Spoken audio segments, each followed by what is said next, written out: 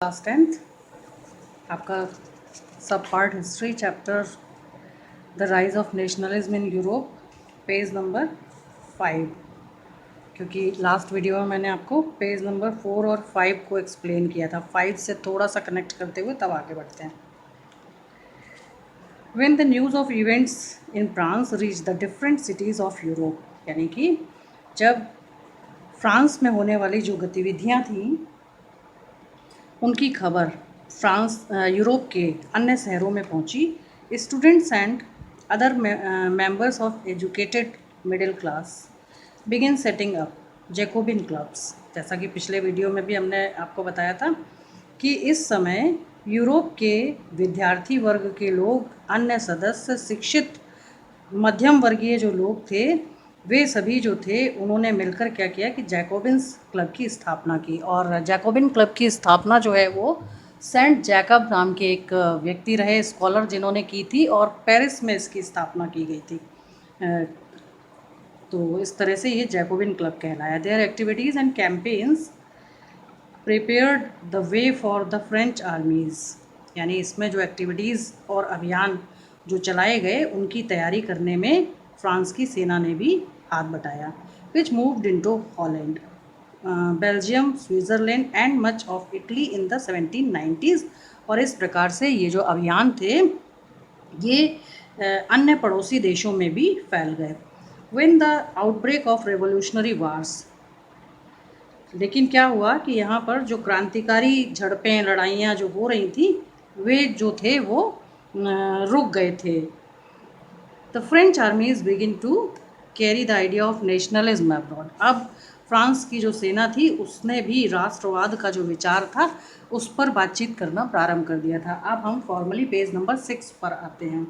तो with the wide swath of territory that came under his control, क्या था कि फ्रांस की सेना के जो सेनापति थे उनका नाम था नेपोलियन बोनापार्ट। तो नेपोलियन बोनापार्ट जो थे वो अपने आप को पावरफुल प्रूव करने के लिए बहुत एक सेंसिटिव टाइम की तलाश कर रहे थे। और इस समय उन्होंने क्या किया कि फ्रांस की एक वाइड स्वैथ ऑफ टेरिटरी, फ्रांस की एक वाइड स्वैथ को अंडर हिज कंट्रोल, अपने कंट्रोल में कर लिया।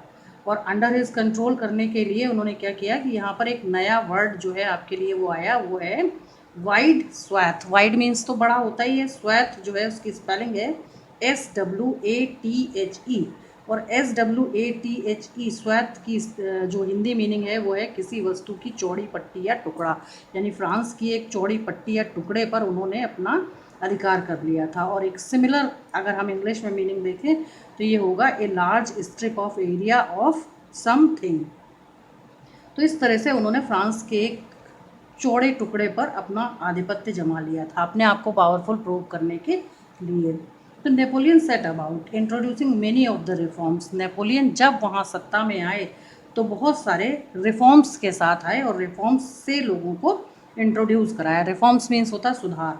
तो that he had already introduced in France, यानी इस प्रकार के जो रिफॉर्म्स थे फ्रांस में पहले ही उन्हें इंट्रोड्यूस कर दिया गया था through a return to monarchy. लेकिन नेपोलियन बोनापार्ट के आने से एक बार पुनः फ्रांस में जो है वो राजतंत्र की वापसी होती है, क्योंकि इससे पूर्व का जो समय था वो लिबर्टी फ्रीडम और कैंपेन्स का समय था, जिस समय कि वहाँ के सिटीजन्स जो हैं अपने राइट्स के लिए स्ट्रगल कर रहे थे। और जो रेवोल्यूशनरीज़ थे वे अपने विचारों का आदान प्रदान कर रहे थे, जिससे कि लोगों को जो है वो फ्रीडम और लिबर्टी पर बात करने का मौका मिले। और बहुत हद तक उन्होंने क्या किया था कि सफलता भी प्राप्त कर ली थी। 1792 में जाकर उन्हें राइट्स भी मिल गए थे, यानी उनके लिए राइट्स की व्याख्या भी कर दी गई थी। लेकिन ये सारे जो प्रयास थे लोकतंत्र के लिए उन सभी को डिनाई करते हुए नेपोलियन बोनापार्ट जो हैं वो फ्रांस की सत्ता में आते हैं। और उसके बाद आने के बाद और ये आते हैं 1804 में, यानी कि 1804 में, और एक बार फिर से जो है वो राजतंत्र की वापसी होती है। तो Napoleon had no doubt destroyed democracy in France, यानी कोई संदेह नहीं है ये बात कहने में कि नेपोलियन जो थे उन्होंने फ्रांस में डेमोक्रेसी को डिस्ट्रॉय किया था, यानी कि नष्ट किया था। यानी इतने लंबे समय से चले आ रहे जो प्रयास थे, क्योंकि फ्रांस में जो क्रांति और बदलाव का समय था वो 1789 से शुरू हुआ था और 1803 तक का जो समय था उसमें बहुत सारी प्रकार की जो व्याख्या थी लोकतंत्र की वो लोगों के मध्य आ चुकी थी। तो इस तरह से नेपोलियन बोनापार्ट को निसंदेह फ्रांस में डेमोक्रेसी को डिस्ट्रॉय करने वाले व्यक्ति के रूप में भी जाना जाता है। But in the administrative field he had incorporated revolutionary principles in order to make the whole system more rational and efficient.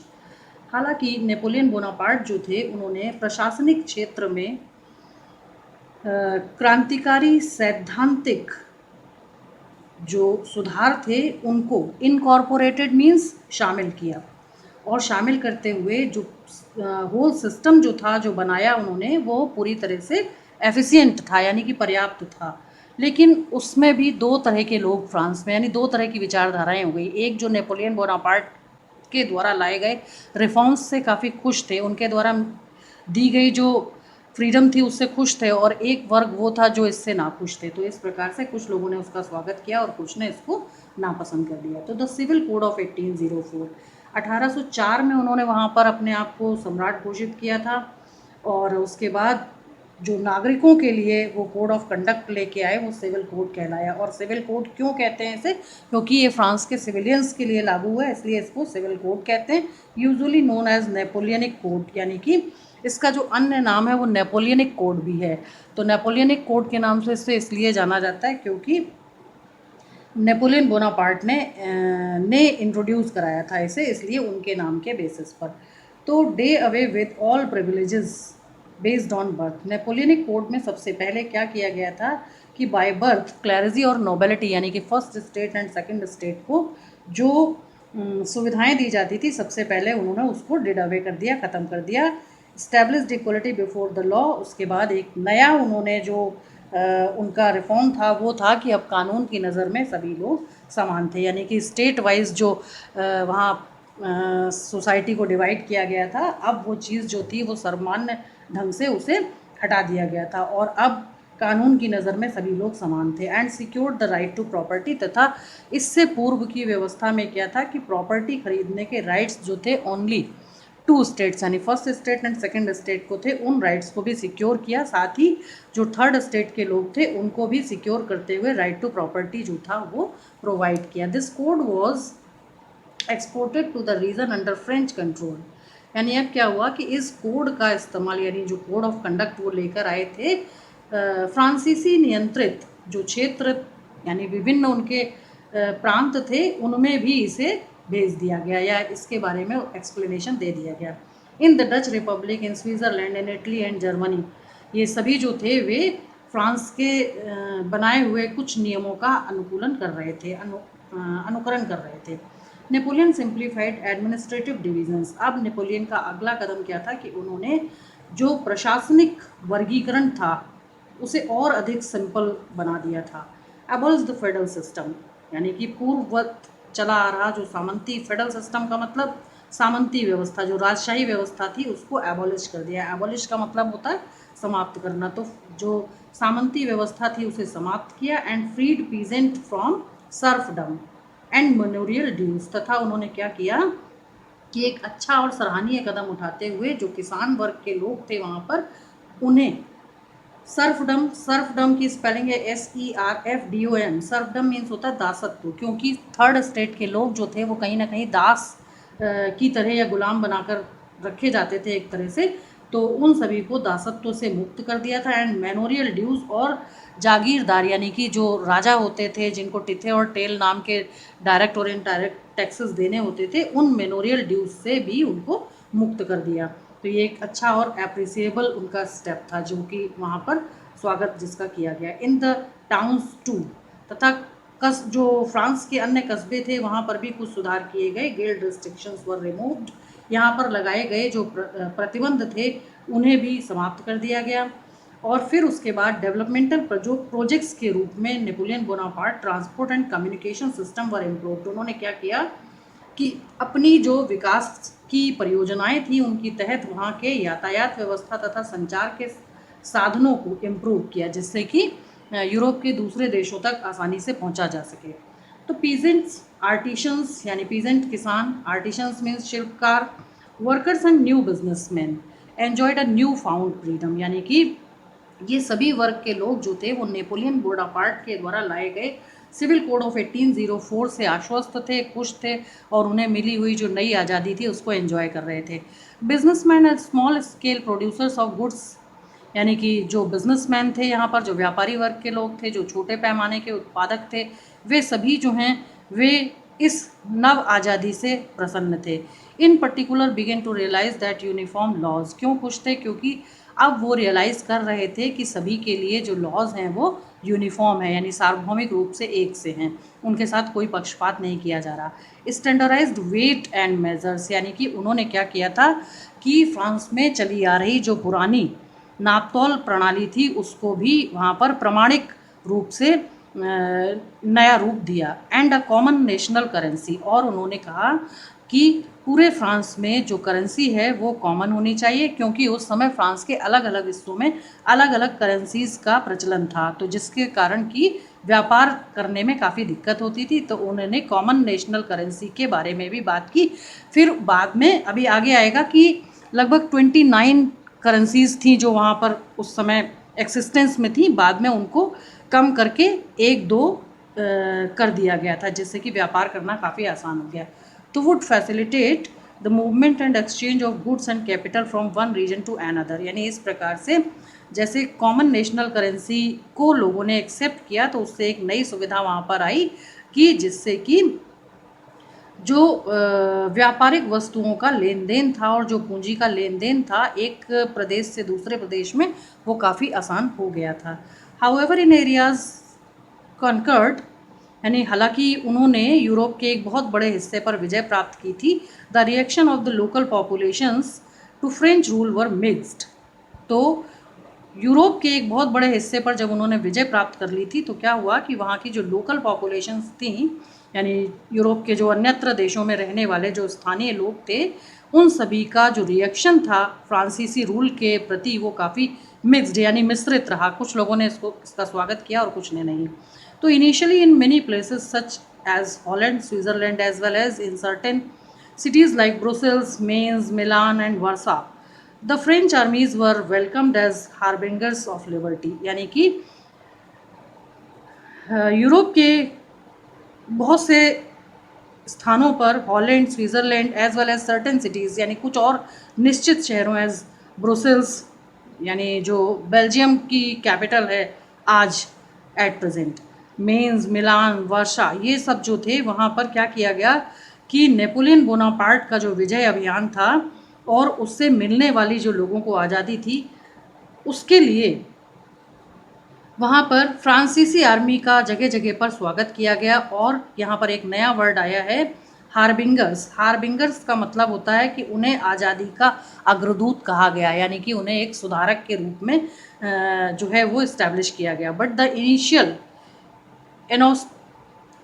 एंथोसियाज्म soon turn to hostility, लेकिन जल्दी ही लोगों का ये जो उत्साह था फ्रांसीसी आर्मी के प्रति ये शत्रुता में बदल गया। As it became clear that the new administrative arrangements did not go hand in hand with political freedom, यानी क्यों ऐसा हुआ? क्योंकि ये स्पष्ट होता जा रहा था कि जो नए प्रशासनिक व्यवस्थाएं हैं वे पॉलिटिकल फ्रीडम के लिए पर्याप्त नहीं है। और पहले से यूरोप में जो राष्ट्रवाद की विचारधारा आती जा रही थी, जो डेमोक्रेसी की भावना के लिए जो लोगों के सेंटिमेंट्स राइज हुए थे, कहीं ना कहीं उससे इन्फ्लुएंस हो रहे थे, जिसके कारण कि पॉलिटिकल फ्रीडम पर कहीं ना कहीं संकट दिख रहा था, जिसके कारण कि शत्रुता जो है वो दिखने लगी थी। और ये स्पष्ट हो गया था कि प्रशासनिक व्यवस्थाएं दुरुस्त नहीं हैं। इंक्रीज टैक्सेशन, यानी दूसरी और व्यवस्थाएं थी जिनके कारण कि नेपोलियन बोनापार्ट के रिफॉर्म्स को लोगों ने नकार दिया। इंक्रीज टैक्सेशन, टैक्सेशन तो वहाँ पहले से ही टैक्स का वर्डन बहुत था, इन्होंने आते ही क्या किया कि और बहुत सारे न्यू टैक्सेस जो थे वो लगा दिए। एंड सेंसरशिप, राजा के समय में भी सेंसरशिप थी, उसके बाद राजा जब राजशाही वहाँ पर समाप्त हुई तो क्या हुआ कि सेंसरशिप नाम की जो व्यवस्था थी उसे हटा दिया गया था। लेकिन बाद में क्या हुआ कि नेपोलियन के आने के बाद एक बार फिर से पुनः इस व्यवस्था को लागू कर दिया गया। अब सवाल उठता है कि सेंसरशिप होता क्या है?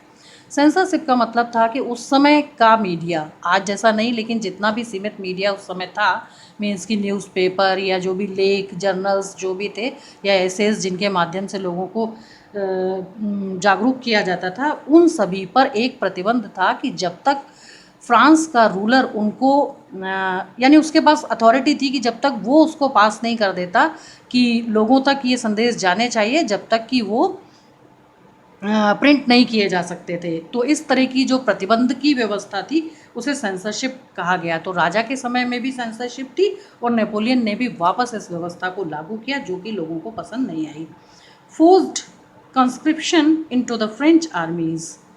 और एक और बात थी जो समझ नहीं आई लोगों के, क्योंकि उन्होंने क्या किया था कि फोर्स कंस्क्रिप्शन यानी कि लोगों को, यानी फ्रांसीसी जो युवा थे उनको ताकत से सेना में भर्ती होने के लिए, यानी उनके बिना मन के भी सेना में भर्ती होने के लिए प्रेशराइज किया इनटू द फ्रेंच आर्मीज़, यानी कि फ्रांसीसी सेना में, required to conquer the rest of Europe, क्योंकि वो चाहते थे कि अगर फ्रांस की सेना जो है वो बड़ी हुई तो हम यूरोप के एक बड़े हिस्से को या शेष यूरोप को भी हम विजय प्राप्त कर लेंगे। All seem to outweigh and advantages of the administrative changes, यानी कि ये सब कुछ फ्रांसीसी जनता को दिख रहा था, ये सब प्रशासनिक जो परिवर्तन हो रहे थे वहाँ पर, उनका लाभ जो था उसका पल्ला झुकना, आउटवेग, OUTWEIGH एक वर्ड यहाँ पर आया है जिसका मतलब होता है पल्ला झुकना। पल्ला झुकना मीन्स कि अब लोगों को लाभ कम और हानि ज़्यादा नज़र आने लगी थी नेपोलियन के शासन में, जिसके कारण कि नेपोलियन से बहुत से लोग जो हैं वो शत्रुता मानने लगे थे। उसके बाद है हमारा पेज नंबर 8। पेज नंबर 8 पर टॉपिक है आपका the making of nationalism in Europe.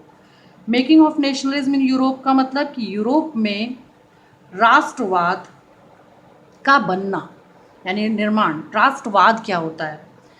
एक वर्ड है यहाँ पर नेशनल। नेशनल का मतलब होता है राष्ट्र, ISM। इज्म मीन्स होता है वाद, और जहाँ पर वाद होता है मीन्स कि विवाद होता है, यानी कि जहाँ पर ISM वर्ड आ जाता है वहाँ पर ये एक डिबेट का इशू हो जाता है कि उसके फेवर और डिसफेवर में बातें होती हैं। तो इस तरह से यूरोप में जो राष्ट्रवाद था वो उसका निर्माण होना, और उसके बारे में हम पढ़ते हैं। तो if you look at the map of mid 18th century, कि अगर आप मध्य 18वीं शताब्दी का मानचित्र देखें तो Europe you will find that there were no nation states as we know them today, कि आप पाएंगे कि यूरोप के मानचित्र में किसी भी नेशन स्टेट को क्लियरली नहीं दिखाया गया। क्यों नहीं दिखाया गया? क्योंकि जो प्रीम्बल वाला पार्ट हमने आपको पहले वीडियो में भेजा था उसमें आपको बार बार बताया था कि उस समय के यूरोप में कोई निश्चित सीमाएं नहीं थी, किसी की अपनी आधिकारिक और ऑफिशियल लैंग्वेजेस नहीं थी, किसी की अपनी सीमाएं तय नहीं थी, भाषाओं को लेकर विवाद थे, किसी के अपने राष्ट्रीय प्रतीक नहीं थे, राष्ट्र बनने की जो परंपराएं हैं उनका अनुकरण नहीं किया जा रहा था। लोग जो हैं वो किसी भी यानी सीमाएं तय नहीं थी तो कोई कहीं भी रहता था, कोई कहीं भी रहता था, यानी इस तरह की व्यवस्था थी, आपस में वैमनस्य और लड़ाइयाँ होती रहती थी। तो इस प्रकार का जो सिनेरियो है वो मध्य 18वीं शताब्दी के मानचित्र में दिखता है। What we know today as Germany, कि आज के जर्मनी के बारे में हम क्या जानते हैं। Italy and Switzerland were divided into kingdoms, यानी जर्मनी, इटली एंड स्विट्ज़रलैंड जो हैं उन्हें डिवाइडेड इनटू किंगडम्स, कि वो राज्यों में बटे हुए थे। Duchies and cantons were whose rulers had their autonomous territories, यानी कुछ जगह जो हैं वो डच लोग शासन करते थे, कुछ जगह कैंटोन्स जो हैं वो शासन करते थे, और उनकी अपनी ऑटोनोमस टेरिटरीज़। ऑटोनोमस टेरिटरीज़ का मतलब, ऑटोनोमस वर्ड का मतलब होता है स्वायत्त, यानी उनके अपने बनाए हुए नियम कायदे थे, उनके अपने शासन थे, और उनकी अपनी अपनी टेरिटरीज़ यानी कि जो व्यवस्थाएं थीं वो उनकी स्वतः ही बनाई गई और स्वव्यवस्थाएं थीं। Eastern and central Europe were under autocratic monarchies, पूर्वी तथा मध्य यूरोप जो था वो ऑटोक्रेटिक मोनार्कीज का मतलब निरंकुश राजतंत्र के हाथ में उसका शासन था। With in the territories of which lived diverse people, यानी कि इन टेरिटरीज में डाइवर्स पीपल का मतलब विविध भाषा बोलने वाले, विविध संस्कृतियों को मानने वाले लोग जो थे वो रहते थे, लेकिन उनके मध्य जो है वो लड़ाइयाँ और वैमनस्य दिखता था, कभी भाषा को लेकर, कभी परंपराओं को लेकर। They did not see themselves as sharing a collective identity और अ कॉमन कल्चर, यानी कि वे उनकी अपनी कोई सामूहिक पहचान नहीं थी, उनका अपना कोई भी एक कॉमन कल्चर नहीं था, वो एक दूसरे के साथ शेयर करके रहते थे और कभी भी उनमें जो है वो डिस्प्यूट्स हो जाया करते थे। often they even spoke different languages and belonged to different ethnic groups, क्योंकि वे अलग अलग भाषाएं बोला करते थे, अलग अलग प्रकार के बिलीव्स पर वो को बिलोंग किया करते थे। एंड डिफरेंट एथनिक ग्रुप्स, यानी डिफरेंट एथनिक ग्रुप्स का मतलब वो अपने अपने कल्चर को दूसरों के साथ शेयर करके रहते थे, जिसके कारण कि वो कभी भी जो उनकी मानसिक स्थितियां थी वो द्रवित हो जाती थी, जिसके कारण कि वो जो सिचुएशन होती थी वो काफ़ी टेंस हो जाती थी। The Habsburg empire that ruled over Austria Hungary, यानी ऑस्ट्रिया और हंगरी यूरोप के दो छोटे देश थे जिन पर जो डायनेस्टी शासन कर रही थी उसको हैब्सबर्ग के नाम से जाना जाता है। For example was a patchwork of many different regions and peoples, यहाँ पर बहुत सारे was a patchwork of many different regions and people, यानी यहाँ पर अलग अलग जो भौगोलिक प्रदेश थे उनमें ये लोग जो ऑस्ट्रिया और हंगरी के हैब्सबर्ग अम्पायर के अंतर्गत या अधीन रहते थे, वे अलग अलग इन्हीं जो किंगडम्स थे उनमें रहा करते थे, लेकिन उनके बीच भी जो डिस्प्यूट्स हैं टाइम टू टाइम वो दिखते हैं। It included the Alpine regions, उसके बाद क्या हुआ कि इसी में यानी कि हैब्सबर्ग एम्पायर के साथ ही एक और रीजन आता है जिसका नाम है एल्पाइन रीजन। इसके जो सब पार्ट्स हैं उनका नाम है the Tyrol, Austria and the Sudetenland as well as Bohemia, वो सब इन्हीं के साथ थे। Where the aristocracy was predominantly German speaking, और अधिकांशतः इनमें से जो लोग थे वो जर्मन स्पीकिंग थे, यानी जर्मन भाषा को बोलते थे। It also included the Italian speaking provinces.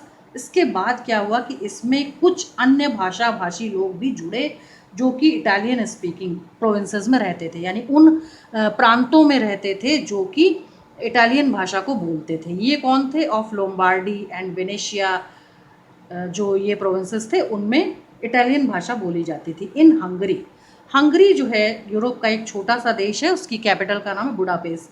Half of the population spoke Magyar, यानी वहाँ की आधी से अधिक जनसंख्या जो थी वो मग्यार नाम की भाषा को बोला करती थी। While the other half spoke a variety of dialects, अन्य जो आधी यानी कि 50% जो जनसंख्या थी वो वैरायटी ऑफ डायलेक्ट्स का मतलब अन्य भाषाओं के जो स्थानीय प्रारूप थे विविध रूप से उनका अनुकरण करते थे या उनको बोलने के लिए इस्तेमाल करते थे। इन गैलेसिया, गैलेसिया भी एक यूरोप का ही पार्ट था। द ऑटोक्रेसी स्पोक पोलिश, यानी कि गैलेसिया जो था वहाँ पर भी निरंकुश शासन था और वहाँ पर पोलिश भाषा का इस्तेमाल किया जाता था। बिसाइड्स दीज 3 डोमिनेंट ग्रुप्स, यानी कि इस प्रकार से यूरोप में ये 3 भाषा भाषी जो ग्रुप थे उनका सबसे ज़्यादा डोमिनेंस मीन्स की प्रभाव दिखता है।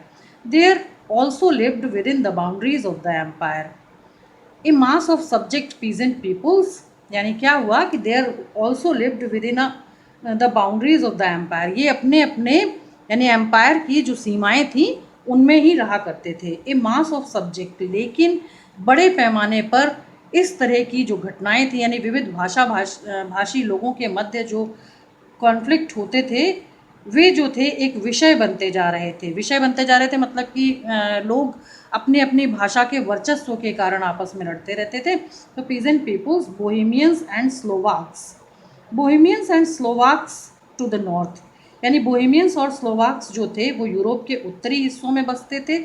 स्लोवेनियंस इन कैरनोला, ये सब उत्तरी यूरोप के छोटे छोटे प्रोविंसेस थे जहाँ पर डिफरेंट लिंग्विस्टिक ग्रुप्स रहा करते थे। क्रोट्स टू द साउथ, और क्रोट्स जो थे वो साउथ में रहा करते थे और ये सब रशिया से लगे हुए पार्ट्स थे। And Romans to the east in Transylvania, और जो रोमन्स थे वो ट्रांसल्वेनिया पार्ट जो है यूरोप का वहाँ पर रहते थे। Such differences did not easily promote a sense of political unity, यानी इस प्रकार की जो विविधताएं थी, जैसे कि एग्जांपल्स आपने देखे कि 3 जो एम्पायर्स थे वो लिंग्विस्टिक बेसिस पर काफ़ी पावरफुल थे। तो such differences did not easily promote, यानी कि इन सभी डिफरेंसेस को प्रमोट करना आसान बात नहीं थी। ए सेंस ऑफ पॉलिटिकल यूनिटी, यानी कि पॉलिटिकल यूनिटी के सेंस के आधार पर, क्योंकि ये लोग आपस में लगातार इनके बीच में कॉन्फ्लिक्ट रहते थे, जिसके कारण कि राजनीतिक रूप से इनको एक करना काफ़ी मुश्किल भरा काम था। The only tie binding these diverse groups, हालांकि इन्हें जो है वो आपस में बांधने की कोशिश की गई थी, क्योंकि ये डाइवर्स ग्रुप्स थे, इनकी अपनी सोच, इनकी अपनी जो पॉलिटिकल सिचुएशंस, जो इनकी अपनी कल्चरल सिचुएशंस थी, कस्टम्स थे, वो सब कुछ अलग थे, फिर भी इन्हें एक साथ बाइंड करने की कोशिश की गई। Was a common allegiance to the emperor, यानी कि ताकि उन्हें सामूहिक रूप से अपने अपने एम्परर में, एलिगेंस एक वर्ड यहाँ पर आया है जिसका मतलब होता है निष्ठा, कि उनके बीच अपने अपने एम्परर के लिए निष्ठा हो, तो उनके अंदर निष्ठा को इन्फ्लुएंस करने के लिए, यानी कि एलिगेंस को इन्फ्लुएंस करने के लिए उन डाइवर्स ग्रुप्स को बाइंड करने की कोशिश जो है उस समय के शासकों ने की थी। तो इस प्रकार से ये हमारा पेज नंबर 5, 6, 7 एंड 8 होता है। बाकी मैं आप लोगों को नेक्स्ट वीडियो में बताऊंगी।